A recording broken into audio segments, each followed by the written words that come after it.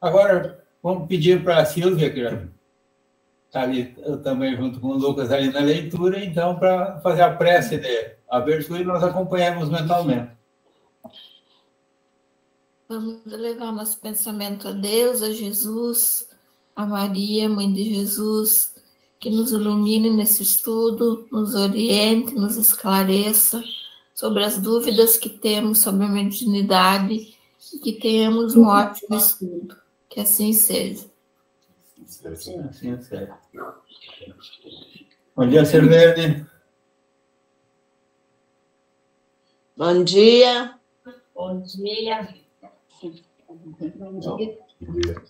Todos já estão localizados no capítulo 8º, Laboratório do Mundo Invisível, item 126.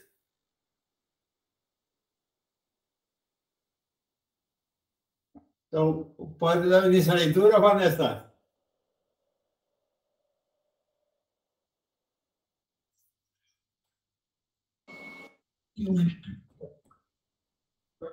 Do Laboratório do Mundo Invisível.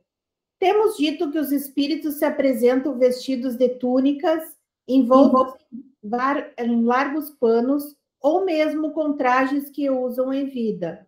O envolvimento em panos parece costume geral no mundo dos espíritos. Mas onde irão eles buscar vestuários semelhantes em tudo aos que traziam quando vivos, com nossos acessórios que os complementavam?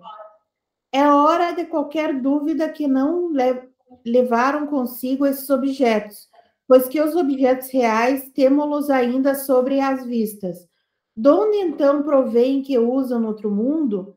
Esta questão deu sempre muito o que pensar. Para muitas pessoas, porém, era um simples motivo de curiosidade.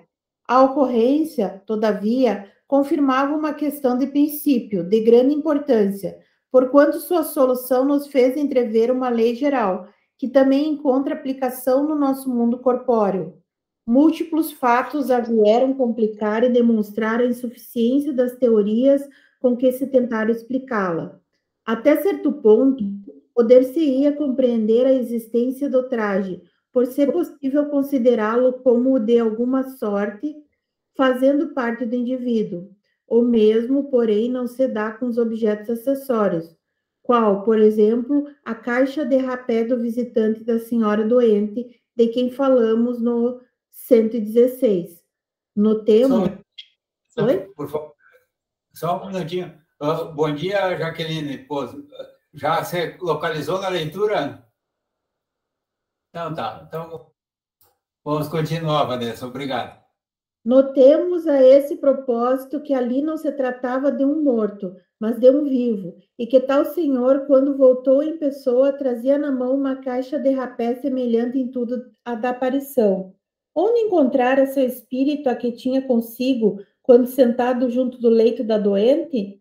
Poderíamos citar grande número de casos em que espíritos mortos ou de vivos apareceram com diversos objetos, tais como bengalas, armas, cachimbos, lanternas, livros, etc.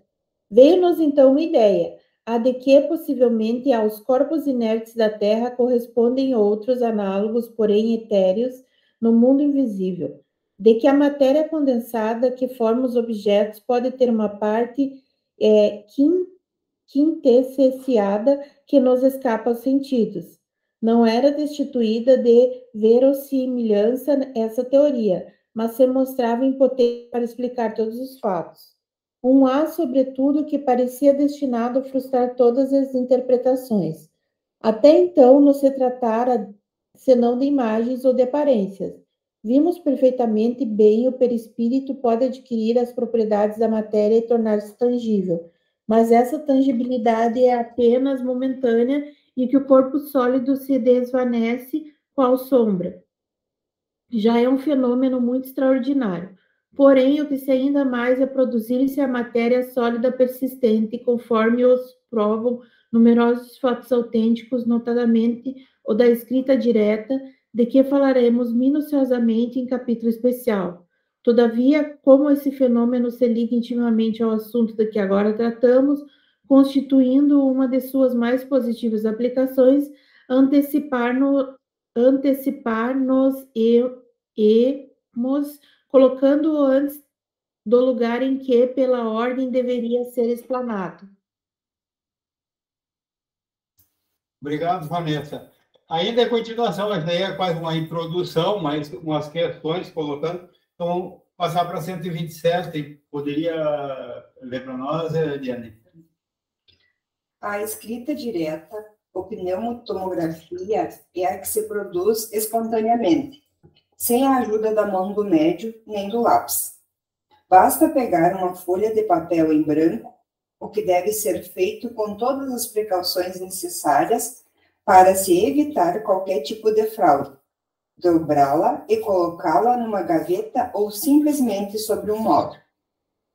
Se a pessoa estiver nas condições favoráveis para que o fenômeno ocorra, depois de algum tempo aparecerão escritos no papel, tais como letras, sinais diversos, palavras, frases e até dissertações.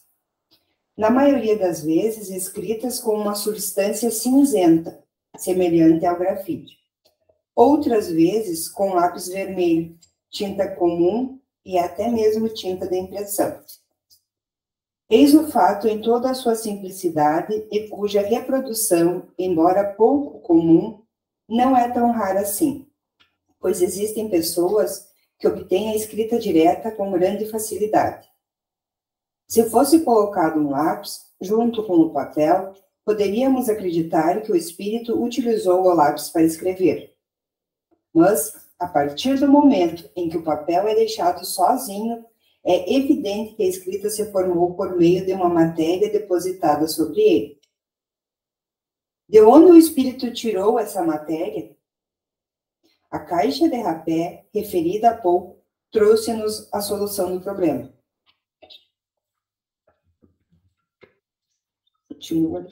Agora temos a 128 aqui, ela é mais ou menos longa. Então, vamos ver. Perguntas e respostas? Daí foi perguntas e respostas, o Espírito São Unidos aqui. Então, até a questão número 10, poderia ler para nós, Jacques Pozzo?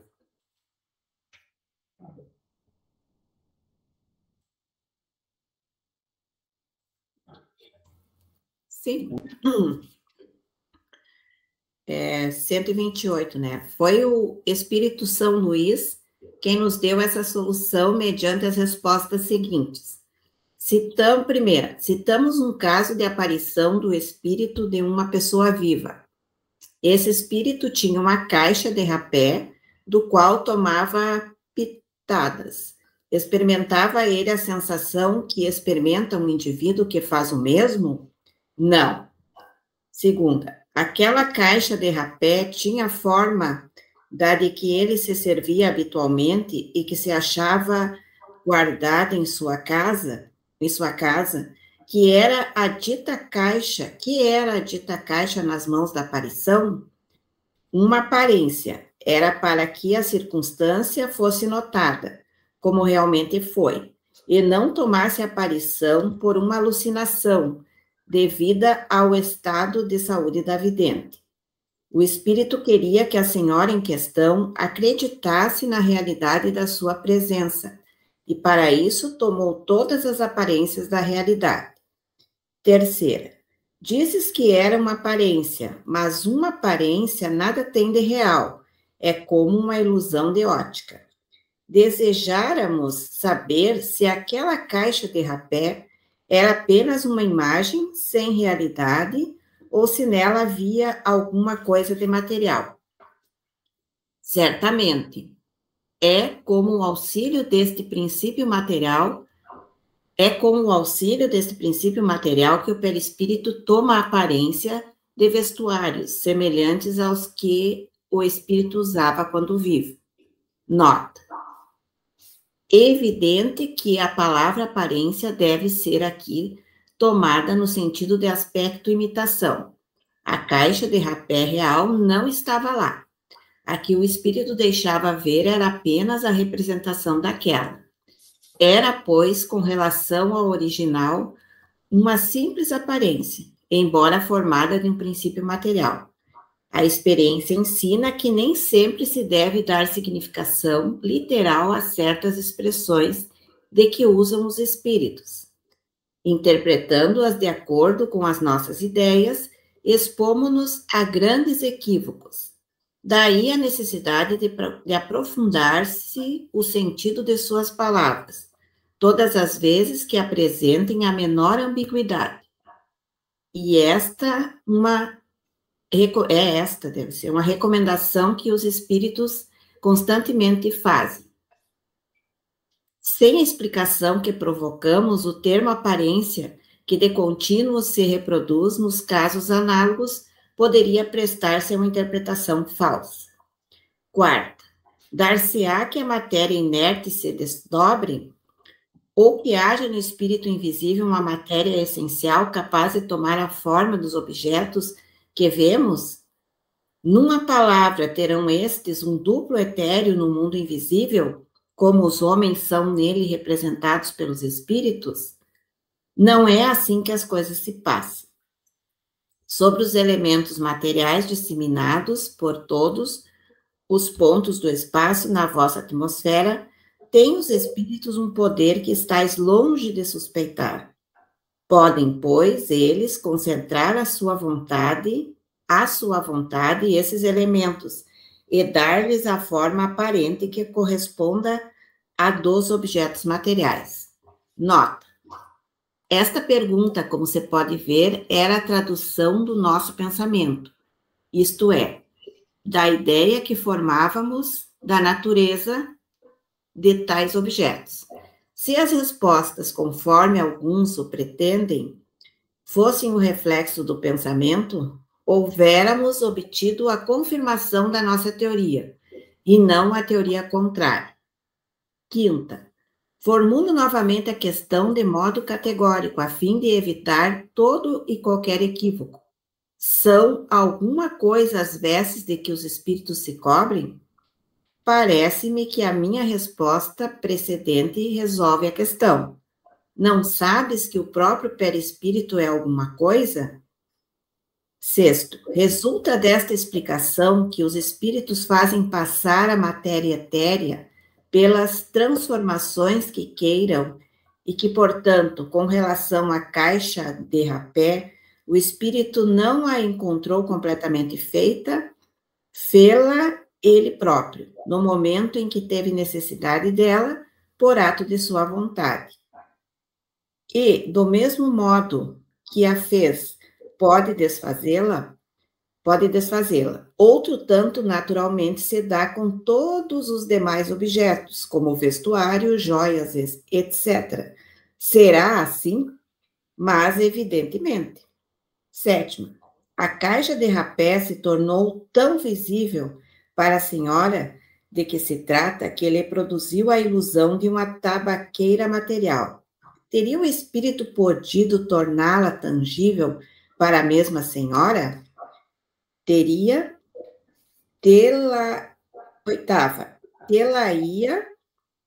a senhora podido tomar nas mãos, crente de estar segurando uma caixa de rapé verdadeira? Sim. Nona, se a abrisse, teria achado nela rapé? E se aspirasse esse rapé, ele a faria espirrar? Sem dúvida. Décima, pode então o espírito dar a um objeto não só a forma, mas também propriedades especiais? Se o quiser. Baseado nesse princípio, foi que respondi afirmativamente às perguntas anteriores. Tereis provas da poderosa ação que os espíritos exercem sobre a matéria, ação que estáis longe de suspeitar, como eu disse há pouco. Obrigado, Joaquim. Márcio, pode ler a partir da 10ª? 11. Suponhamos que o espírito quisesse fazer uma substância venosa, que se uma pessoa tomasse, ficaria envenenada. O espírito pode fazer uma substância venenosa, mas não o faz, porque isso não lhe é permitido. Muito claro? Pode continuar. Estão ouvindo bem daí? Tá. Poderia fazer uma substância salutar para curar uma doença? Algumas vezes isso já ocorreu. Sim, muitas vezes. Poderia fazer uma substância que alienasse uma fruta, uma comida qualquer, e se uma pessoa comesse, ficaria saciada? Sim, ficaria. Mas não procure tanto para achar aquilo que é tão fácil de compreender. Basta um raio de sol para tornar respectíveis aos seus órgãos grosseiros essas partículas materiais que enchem o espaço em que os homens vivem. Você não sabe que o ar contém vapor de água? Se as partículas que compõem o vapor forem condensadas, elas voltarão ao seu estado normal, ou seja, água. Se essas moléculas impalpáveis, invisíveis, forem privadas de calor, se elas tornarão um corpo sólido, ou melhor, formarão gelo, existem ainda muitas outras substâncias, das quais os químicos tirarão maravilhas, ainda mais surpreendentes. Acontece que os espíritos dispõem de instrumentos mais perfeitos do que os seus. São eles a vontade e a permissão de Deus. Comentário de Kardec.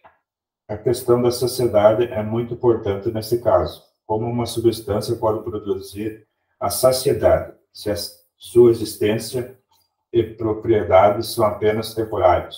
O que ocorre é que essa substância, em contato com o estômago, produz a sensação da saciedade, mas não aquela saciedade que resulta de uma refeição farta. Se uma substância dessa natureza pode agir com o organismo e modificar um estado doentio, também pode agir como o estômago e produzir nele a sensação de saciedade. Pedimos ao senhor farmacêutico, dono de restaurante, para que não sintam enciumados, nem acreditem que os espíritos venham lhes fazer concorrência. Esses casos são raros, excepcionais, e nunca dependem apenas da vontade das pessoas em consegui-los. Porque, se não fosse assim, todos se alimentariam, curariam suas doenças de forma bem barata. Observação: saciedade, matar a fome ou a sede, satisfazer o apetite, ficar farto. 14. Os objetos que se tornam tangíveis pela vontade do espírito poderiam ter o caráter permanente e estável e ser utilizados como se fossem objetos comuns? Poderiam, mas isso não acontece, porque esta está fora das leis. Todos os espíritos possuem, no mesmo grau, a capacidade de produzir objetos tangíveis? Quanto mais elevado for o espírito, mais facilmente ele consegue produzir esses objetos. Mas ainda aqui, tudo depende das circunstâncias. Os espíritos inferiores também podem ter esse poder. O espírito sabe exatamente como produzir as suas roupas ou objetos, cuja aparência ele torna visível? Não. Muitas vezes, ele compõe todas essas coisas por uma ação instintiva, que ele mesmo não compreende, se não estiver bastante esclarecido para isso. Uma vez que o espírito pode extrair do fluido cósmico universal os materiais para fazer todas essas coisas e dar-lhes uma realidade temporária, com as propriedades que lhes são características, também pode retirar desse fluido o que for necessário para escrever, possibilidade que nos daria a explicação para o fenômeno da escrita direta, até que, enfim, você chegou aonde queria. Comentário Kardec. Realmente era aí que queríamos chegar. Com todas as perguntas feitas anteriormente, a resposta prova que o Espírito leu o nosso pensamento. Se a matéria de que o Espírito se serve é inconstante, ou melhor, tem existência temporária, por que os traços da escrita direta não desaparecem? Não tire conclusões precipitadas. Eu não empreguei o termo nunca. A caixa da rapé é um objeto material volumoso, ao passo que na escrita direta são sinais escritos que é útil conservar eles se conservam. É útil conservar, e ele se conserva. O que eu quis dizer é que os objetos que os espíritos compõem não poderiam tornar-se objetos de uso comum, porque neles não existe a agregação da matéria, como existe nos seus corpos sólidos. 129. A teoria... Até aqui. Vamos agora partir para as dúvidas, aplicações e observações daquelas partes importantes. Quem quer começar as colocações? Laboratório do mundo invisível, vestuário, formação espontânea de objetos tangíveis, modificações de propriedade da matéria e as ações curativas. E ainda, claro, não chegamos ao fim ainda, mas até aqui é o que se observou até aqui.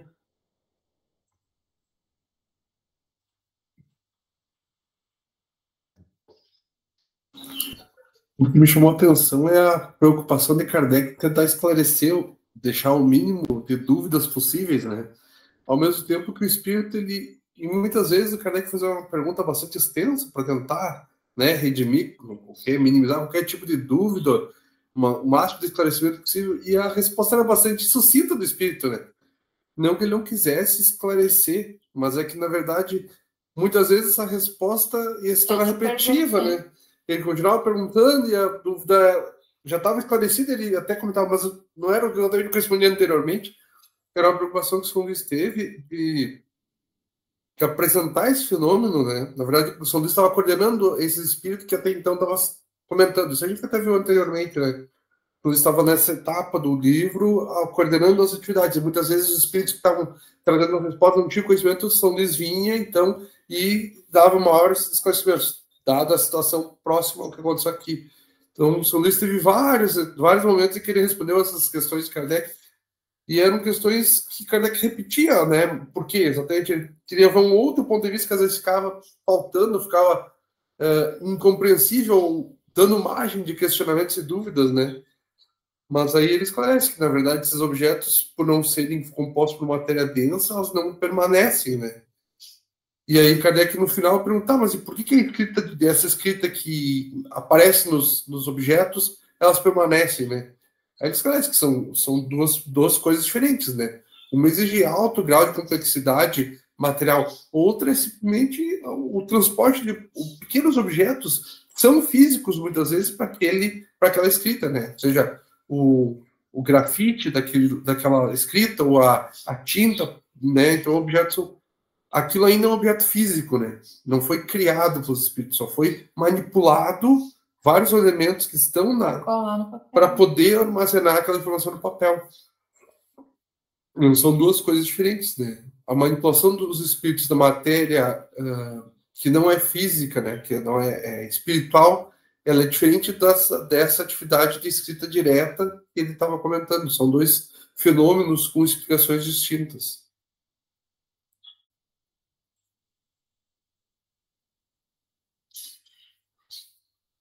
Seu microfone, seu Marino. Eu só vi a mãozinha mexendo assim, sem áudio. Uhum. Outra questão, número 6 e a 12 ali, ó. Na 6 que o espírito transforma as matérias e forma uma substância, um objeto, uma coisa, então, como roupas, vestuários, joias, coisa assim, né? Daí lá na 12, a gente vê que seria conforme que ele desfaz as substâncias soltando a própria procura. Em caso de doença que o Fábio lhe apresentou, sim, frequente. Não é na 12, já me perdi. Mas na outra diz que ele forma ela enquanto é necessária, conforme o uso. E daí, como ele forma as próprias roupas que ele usa, daí vai ver. O espírito precisa de guarda-roupa depois ou não? No plano espiritual? Claro que não. Aqui é 16, Samarino, eu acho. O espírito sabe exatamente como produzir as suas roupas ou objetos cuja aparência ela torna visível. Não seria essa? Eu tenho uma ali, eu achei que era 12, mas não deu. Daí agora eu fui olhar aqui. Eu acho que depende, as roupas eles usam até mesmo como usavam antes de desencarnar para poder serem reconhecidos. Digamos, um padre, se vai aparecer, ele vai aparecer com uma roupa de padre, para a gente ver que ele era padre. Ou qualquer situação que for, né? A Sirlene levantou a mão. Pode falar, Sirlene. Não, Mariana, não precisa, não. De guarda-roupa, só não vou falar muito, que eu estou com tosse, mas não precisa, não.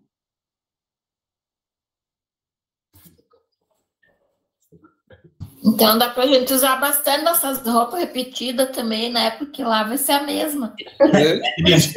Nada conforme. Dependendo da qualidade de cada um. Lá tu vai usar a que tu quiser, talvez mais linda do que nós usamos aqui, né? Vai te apresentar como tu vai querer. Pode usar. Isso aí às vezes é para quem pode, não é para quem quer também. Às vezes alguém que não pode usar uma roupa melhor aqui vai querer usar uma melhor lá. Adereços, alguma coisa mais. Você entender como a pessoa se sentir melhor, acho, né? Outro ponto que me chamou bastante atenção das perguntas e das respostas foi o fim útil da apresentação dessa manipulação dos elementos espirituais, né? Que tudo passa por um grau de permissão, né? Tem que ter a permissão de Deus, né, para tudo. Não é simplesmente o espírito fazer o que bem quiser, a manipulação como ele bem entende ou pelo bel prazer assim, dele. Na verdade, tem que ter uma finalidade útil. Então, ali ele comenta que ele não é permitido a ele manipular algo para envenenar as pessoas, mas sim para curar. Então, existe toda uma finalidade útil para que esses elementos possam ser combinados e manipulados os espíritos. Então, tanto e aí que vem aquela questão que tem espíritos com essa inferioridade que não conseguem fazer certos efeitos ou certas manipulações desses elementos espirituais, ao passo que espíritos mais elevados, pelo conhecimento, pela moralidade que eles têm, é permitido a eles fazer esses auxílios, esses socorros, essas benesses a partir das potencialidades que eles já carregam consigo, né? Então, existe toda uma questão do envolvimento moral e o fim útil dessa manipulação dos elementos da espiritualidade. Eu acho que é isso que acontece na água magnetizada, né? Que colocam elementos salutares para as pessoas através dessa manipulação, sim. E quanto de onde saem esses elementos que eles constituem, seja a roupa, seja, como disse, os fluidos do água fluidificado, deu para entender o que tem nessa leitura aqui que foi feita aqui de elementos para a gente entender de onde sai, como se eles manipulam, ele tem que ter, é algo que, digamos, ao natural a gente não vê, a não ser com a percepção do vidente ali. Então, deu para ter essa ideia? Eu entendi que é do fluido cósmico universal que tem ali, que todo mundo está envolto nisso, só que só os espíritos elevados conseguem pegar os elementos que não existem aqui, todos na Terra, mas tem no universo inteiro. A matéria, como é que é? Quintessenciada, que eles falam. Eles nos dão um exemplo de que tem coisas assim que para nós invisíveis, que até com um simples raio de sol dentro de uma janela que a gente já vê, tem percepção, enxerga coisa que normalmente a gente não enxerga. Então, se está numa peça de tempo conforme uma fresta, um raio de sol que vem, às vezes a gente começa a ter percepção de partículas até que normalmente a gente olhando não enxerga. Então, e fora as invisíveis para nós, que para o espírito ela já é, para nós ela não é material, mas é uma coisa que para eles já torna-se material, né? E outra, as possibilidades, a ferramenta deles através da vontade, aqui, ó. Eu acho que aqui é... Não vou achar aqui agora. Aí, aqui, ó, que eles têm instrumentos mais perfeitos do que o vosso. a vontade e a permissão de Deus. Então, para eles manipularem, para eles criarem, eles tendo a vontade e a permissão de Deus, ele tem um instrumento que é muito poderoso para conseguir fazer essas modificações das substâncias que já existem e para ser permitido por Deus é dependendo da moral do espírito, né? Se é um espírito mais evoluído, certamente vai ser permitido. É o que eu entendi. É só os espíritos evoluídos que é permitido?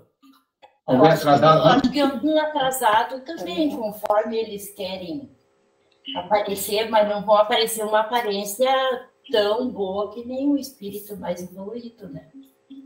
Aquelas cenas que a gente vê... Cada um conforme o seu merecimento. Aquelas cenas que a gente vendo nos livros de espíritos atrasados, aquelas roupas, digamos, que eles estão no umbral, farrapadas, digamos assim, coisa assim. Escapados. Daquilo ali. De onde sai? É alguém que faz aquilo verso eles ou como é que... Da onde que sairia?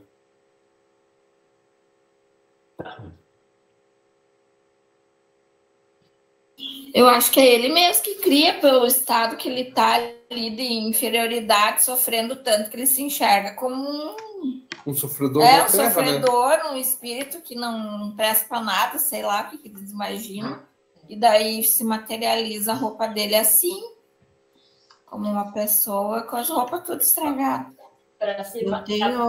Eu tenho a impressão que esse capítulo aqui, ele, posso estar enganada, ele traz, assim, tipo, muita coisa que a gente já viu, não é? Com questão de materialização, né? Nos outros capítulos que a gente já viu.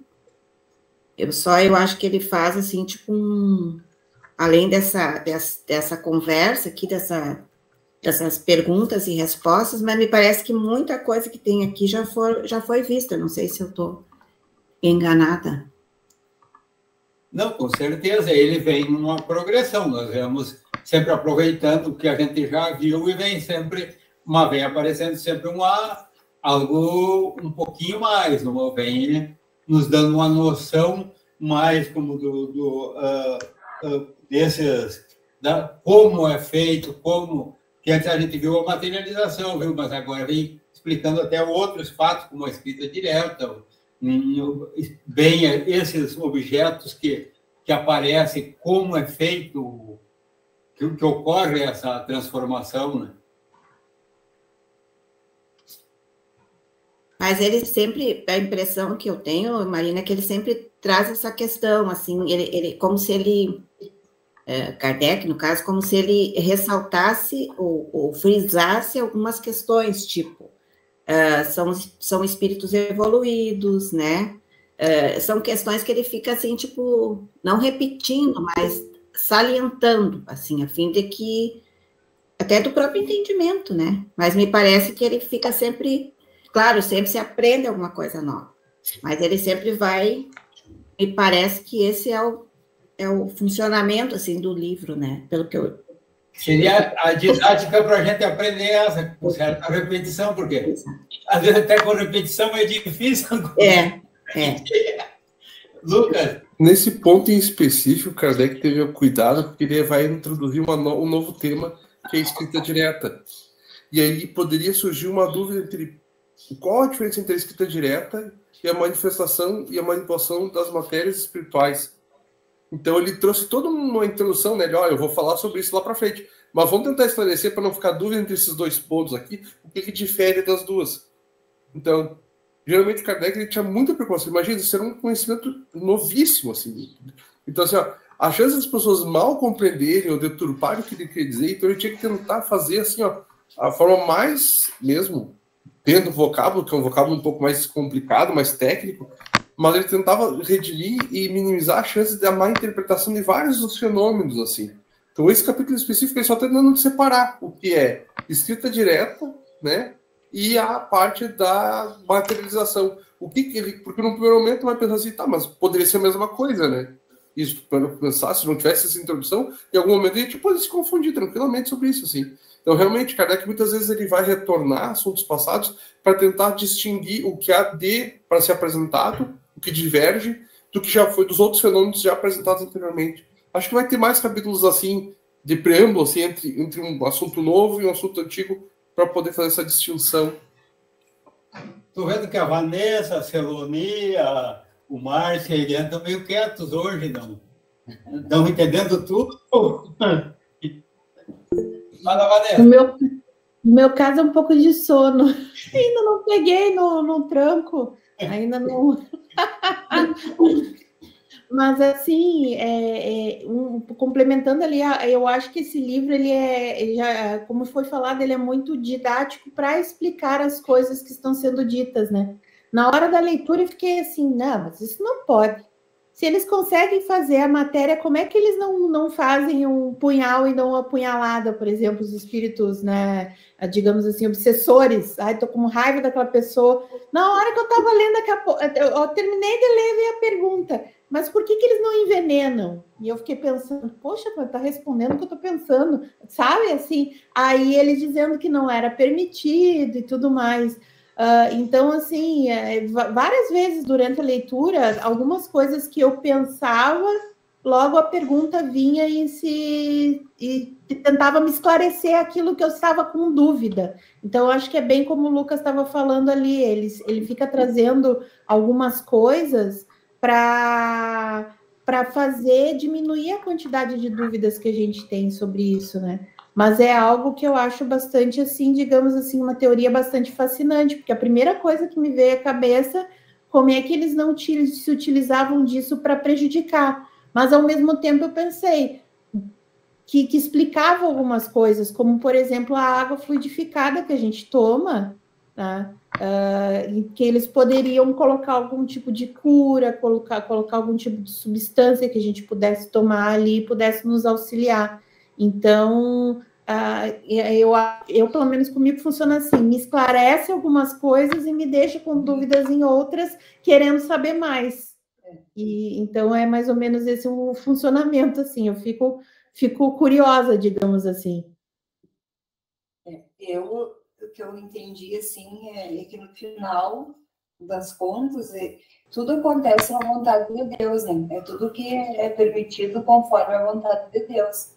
Então, isso esclarece, tipo, por que não ter uma faca, um punhal, né? Então, tudo que for para melhorar, evoluir, vai acontecer, vai ter Deus, né, acima de tudo, assim.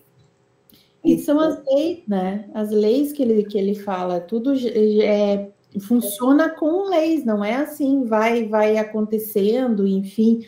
E uma coisa que eu estava pensando, eles conseguem manipular, digamos assim, a própria vestimenta e muitas vezes até para parecer para os parentes, como diz assim, para a pessoa mais acreditar que era realmente aquela pessoa, né? E a própria fisionomia do espírito também muda, né? Tem gente que aparece mais nova, né, ou fica numa aparência mais jovem do que quando desencarnou, aí modifica, né, a aparência da pessoa. Então, assim, é impressionante, assim. Uhum. E no texto eu quero dizer que espírito, no caso até de uma alma aqui, porque tinha o senhor da tabaqueira, do rapé ali, que era um encarnado, não era espírito desencarnado. Também acontece nesse sentido também. Celoni? Hoje eu estou estudando só no ouvido aqui, seu Marino, porque eu estou meio doentinha, mas eu estou aprendendo, estou revendo algumas coisas, alguns aspectos. Tem algumas coisas que ficam meio em dúvida também, mas acho que mais para frente vai aprofundar mais. Que, por exemplo, se uma coisa que é negativa depende da vontade de Deus, ok. Mas se um alimento, um remédio, também ele é provisório ali, ele não vai saciar organicamente, entendi essa parte. Mas aquelas coisas que a gente viu como é que é a Sai Baba, né, Wilson? Que ele fazia, e como é que aquilo ficava, assim, eternamente, digamos, ele não deteriorava com um tempo específico, assim, em dúvida só em relação a isso. Já pergunta para o Wilson, vamos passar a palavra para ele. E agora, já nessa pergunta, vamos complementar. Esses objetos Sai Baba, ele criava ou era trazido de outro lugar? Pode falar, Wilson. Bem, vou deixar o Sai Baba mais pro fim aqui. Vou anotar, se eu esquecer, vocês me lembram. Porque, como disse o Lucas, o Kardec veio esmiuçando. Ele vem... todas as obras. Começa lá, nós estamos aqui estudando o Livro dos Médiuns, né? Que é a segunda obra do Pentateuco. Primeiro foi o Livro dos Espíritos, e ele tem essa técnica, ele começa do simples e vai para o complexo. Neste caso, tratando de teorias. No Livro dos Espíritos já não se tratavam de teorias humanas, porque aqui ele aborda as teorias humanas e pergunta. O Livro dos Espíritos ele fazia perguntas que são comuns para todos nós quando não conhecemos o Espiritismo. Começa sobre a existência de Deus e vai evoluindo. Não que Deus seja menos importante, mas para que nós conheçamos tudo que existe na criação, nós primeiro temos que ter um mínimo de ideia do que seja Deus. Daí ele pergunta, o que é Deus? E por aí vai. E agora nós estamos estudando aqui esse aspecto da área científica do Espiritismo. Científica no sentido de poder experimentar aquilo que algumas pessoas poderiam dizer que seria teoria, comunicação com espíritos. Inclusive até espíritos seriam teorias. Então ele vai esmiuçando, vai entrando nas questões cada vez mais profundas. E a Vanessa aqui disse que começou a perguntar, imaginar, né? Por que não cria um punhal, então não apunhala o inimigo? E daí ela viu que, na verdade, logo em seguida entrou aquela questão do veneno, se era possível fazer um veneno. Diz que é, mas não é permitido. Como assim não é permitido? Existem leis que regem a vida. A Siloni perguntou sobre as coisas negativas, que depende da permissão de Deus. Não é que Deus assim, pode fazer. É que existem leis, as leis já são pré-estabelecidas, é lei de causa e efeito. Quando a pessoa, por exemplo, recebe uma influência negativa de um espírito, Deus permite, mas como é que ele permite? Porque está nas suas leis. Ele não vai estudar caso a caso e dizer, não, isso é permitido, isso não é permitido. É que está na lei. Se eu tenho um vínculo com o meu obsessor, entre aspas, meu obsessor, né? Aquele que quer se vingar de mim, é porque existiu no passado uma relação entre nós que me desequilibrou também o obsessor, e hoje permite uma sintonia, e isso facilita esse intercâmbio energético que faz com que ele me perturbe. Perturba a minha mente, perturba a minha saúde física, eu mesmo me perturbo. Então, esta é a permissão de Deus. A permissão quer dizer um desajuste em comum entre o obsessor e o obsidiado, faz com que, por questão de sintonia, convivam em simbiose. Uma hora como disse aquele livro Asa da Liberdade, o Jerônimo Mendonça, né? Uma hora ele é o torturador, e se não houver perdão, noutra hora ele vai ser o torturado pela sua antiga vítima. E esse círculo vai permanecer até que um dia alguém desperte e modifique-se, pedindo perdão ao seu adversário e mudando de padrão vibracional. Se o outro não quiser modificar, o problema é dele. Claro que fica o compromisso moral, caso um dos envolvidos seja o causador do distúrbio no outro, de buscar reparar o erro e corrigir também o rumo do outro. Mas cada um tem a sua liberdade, né? E quanto a essa questão de vestes, na 126 diz assim, temos dito que os espíritos apresentam vestidos de túnicas envoltos em longos panos ou mesmo em trajes que usavam em vida. O envolvimento em panos parece costume geral no mundo dos espíritos. O Kardec está dizendo costume geral naquela época. Hoje os espíritos já vão aparecer diferentes. As vestes modificaram. E normalmente quem aparece hoje vai aparecer usando vestes que usava enquanto estava encarnado. Isso por necessidade de ser reconhecido. Não quer dizer que ele tem que andar com essas vestes. E daí prossegue. Mas onde irão eles buscar vestuários semelhantes em tudo ao que traziam quando vivos? E aí começam a surgir as teorias. Ele começava a esmiuçar as teorias. Ele mesmo tinha as suas. E também as pessoas com quem ele convivia tinham as próprias. E daí as pessoas podiam dizer, não, isso aí faz parte do seu próprio perispírito. Eu mentalizo, por exemplo, a minha forma que eu quero no mundo espiritual, claro. Os espíritos que são capazes disso. Não são todos. São os que têm um maior domínio por equilíbrio dessas faculdades. Então, eu mudo a minha forma, ou mantenho aquela que eu tinha, e ao mesmo tempo crio a veste do meu próprio perispírito.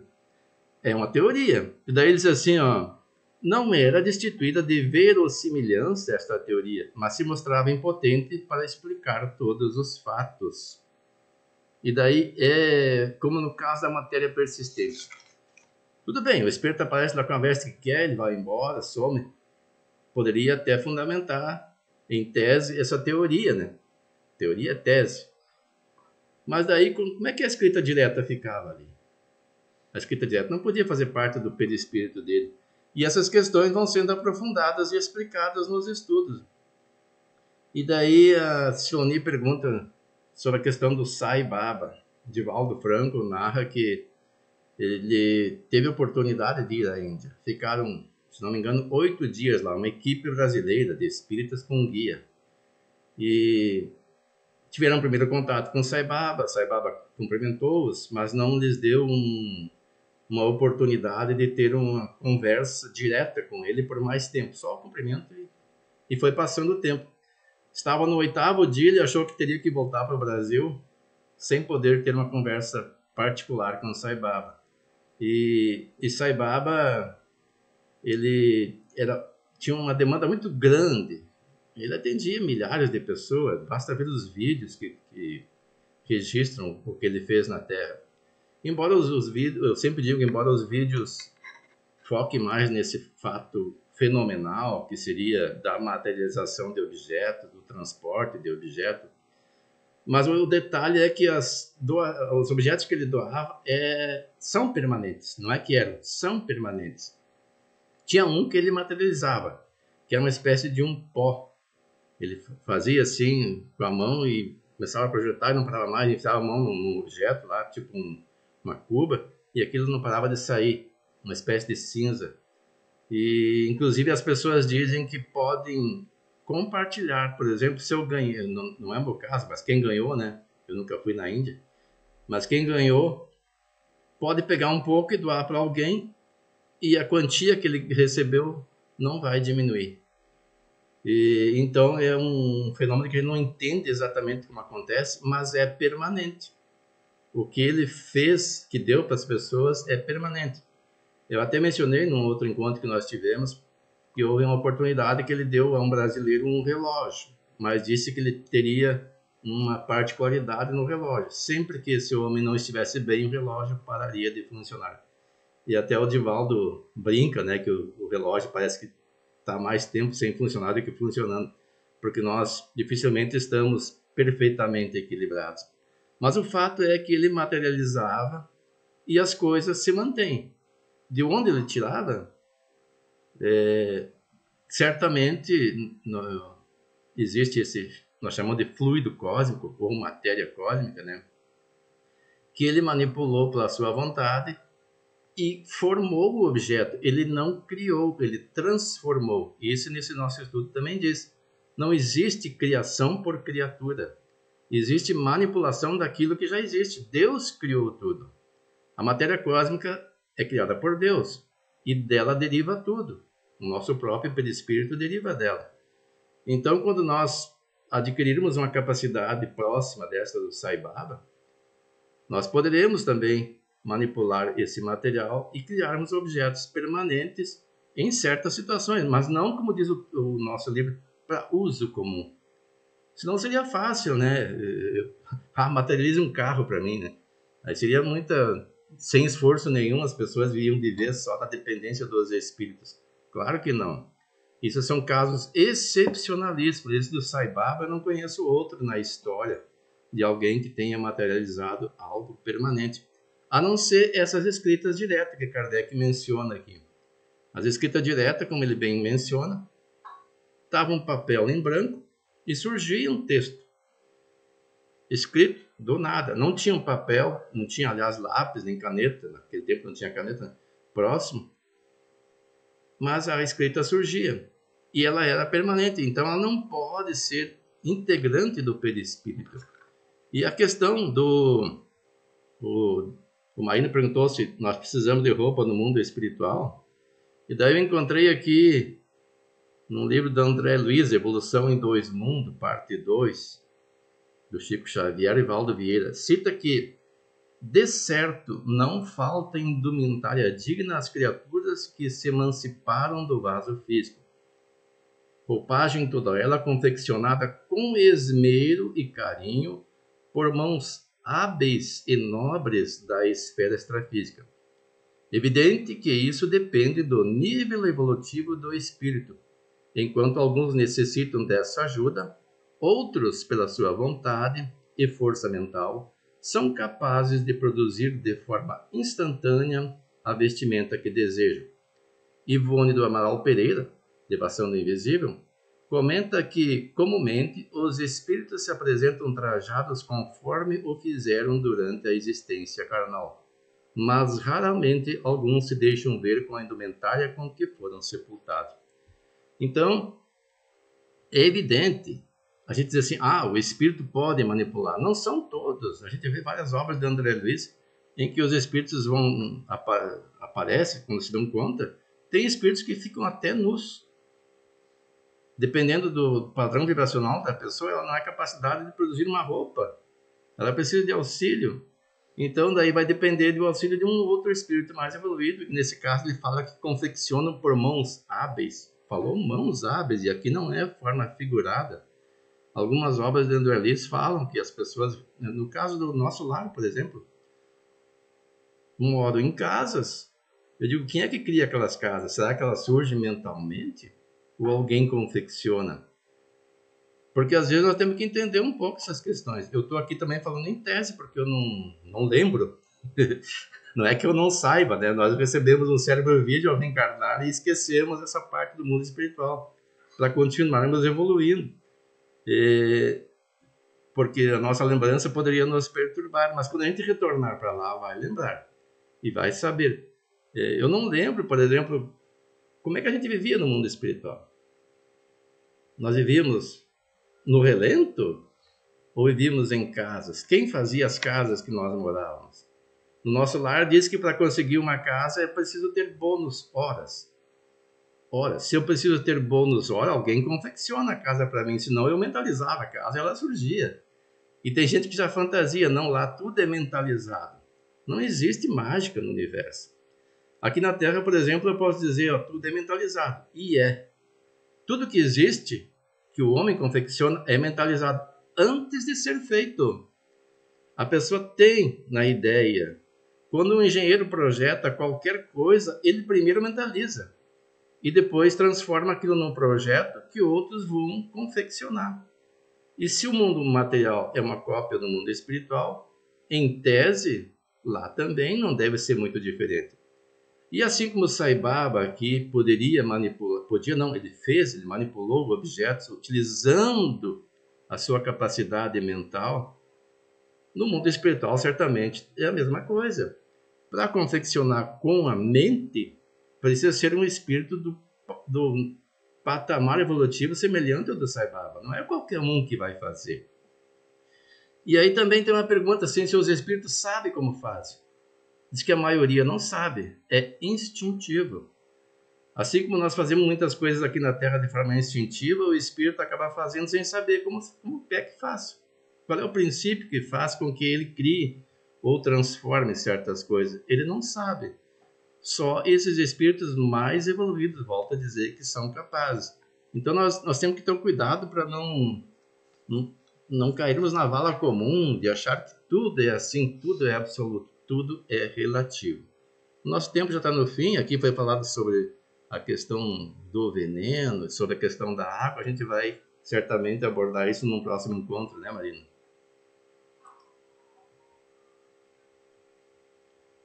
Teu microfone, Marina.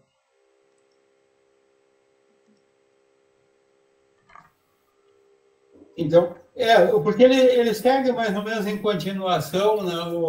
Fica ainda... E no próximo já é bem menor menos a quantia de conteúdo, então vai ficar fácil da gente retornar algum ponto que ainda ficou faltando. A Jolinha até eu acho que ela falou do Saibaba, eu achei que ela tinha falado do Masaru Emoto. Até preparei um material, no próximo nós vamos ver daí sobre o Masaru Emoto, que ele fala sobre a mudança da cristalização da água, dependendo do ambiente e dependendo da influência do pensamento ou do meio. E que daí a gente vai ver a questão da fluidificação da água. Né? E de repente, se tem alguma que até botar no grupo, a gente já dá uma olhadinha antes, fica mais fácil, daí depois a gente só concentrar aí nas explicações aí. Mas então, devido ao nosso horário, agora vamos fazer o encerramento, nossa prece.